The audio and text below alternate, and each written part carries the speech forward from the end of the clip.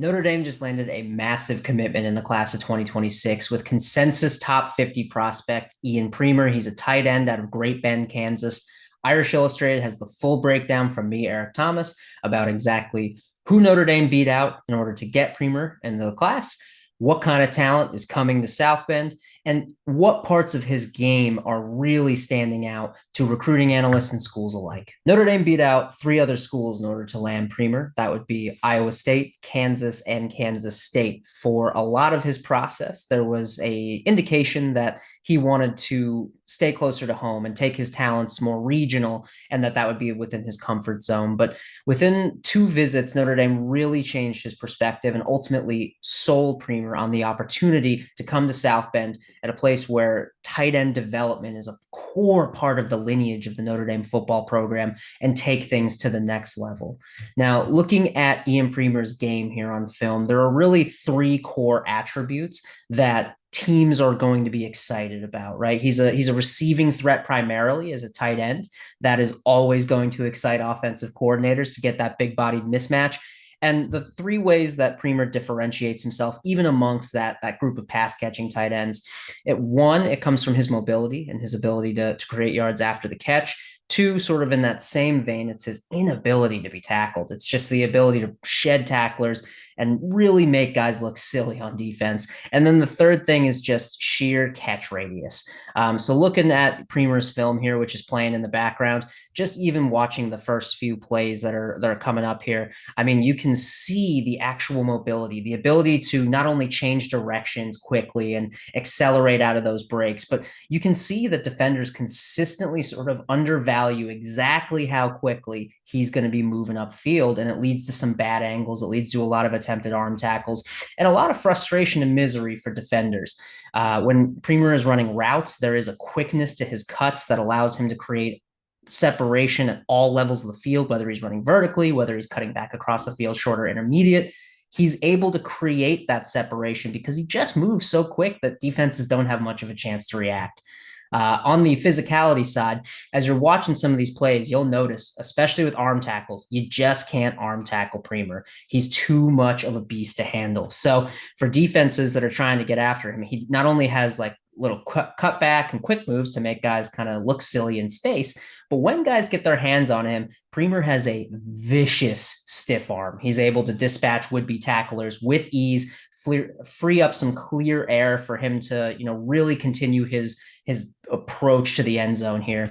And what's most exciting about Premer is it's not just like he's breaking arm tackles and that's the only reason he's able to get out. If you get your hands on him, it's done. Even for guys who get square contact, they bounce right off of him at times. There is just a level of physicality to his game where it is very, very difficult unless you get a clean shot down low to get this man on the ground. And then catch radius. Look, Premer is listed at 6'5". He's got long arms. He's got a great target to present when he's working down the sideline, when he's working up the seam, when he's working underneath. And the really exciting thing about his catch radius in particular is, as a former basketball player, as a high-end high school basketball player, he has excellent understanding of how to leverage that. He's able to create separation off of his breaks because his footwork is quick, it's clean. It allows him to, like we talked about, just create that separation right out of the move. That helps. It helps that he has arms that are longer than, most of the guys that are defending him. The size mismatch that he creates, in addition to some of those little technical nuances to create space, just make him such a burden for defenses to try to counter. It's an excellent pickup for Notre Dame in terms of just athletic ability and capability. And when you're really diving into how this fits into the Notre Dame offense from like a 2-year perspective, Notre Dame wanted to add a second tight end in the class of 2025 and were unable to do so.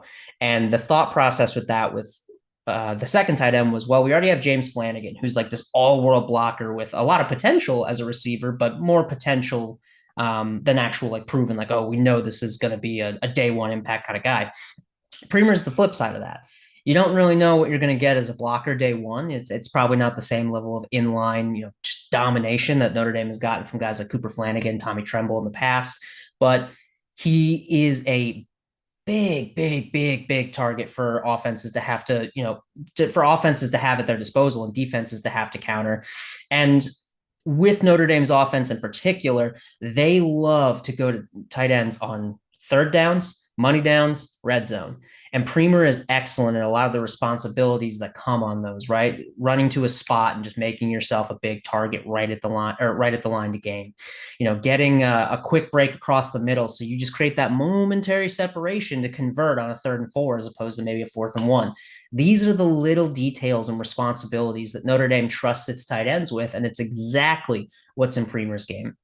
Looking ahead here to how he projects at Notre Dame, tight end is a tough place to come in and start or contribute right away at Notre Dame. Historically, there are times when it's happened. Obviously, Michael Mayer made a big impact as a freshman, even with Cole Kmet there, but there is a difficulty in coming in and being a dominant player right away.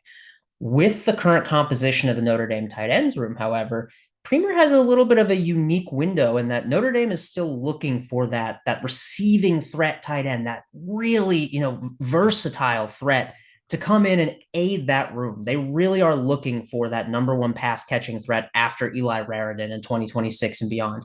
Could it be James Flanagan? Sure, he showed a lot of potential in Wisconsin, but Premer gives them just another card draw there to build this room around and really understand, hey, we have some viable pass catchers coming in the door next year that could provide impact right away. All told, the addition of Ian Premer is a massive, massive win for Notre Dame on the recruiting trail. It gives them not only a top end pass catcher, which is obviously something the offense is always looking for, but it gives them an elite receiving threat at a position that is historically very critical to the Notre Dame identity and offensive structure. And it gives them a unique mismatch when you can line someone up at tight end and create these, receiving mismatches. It opens up a lot of avenues for the offense to create open receivers in other areas of the field as defenses adjust to this. So a lot of excitement for Notre Dame. This is a massive, massive win and pull from the state of Kansas, and we'll keep you locked in here at Irish Illustrated for all the excitement moving forward this summer.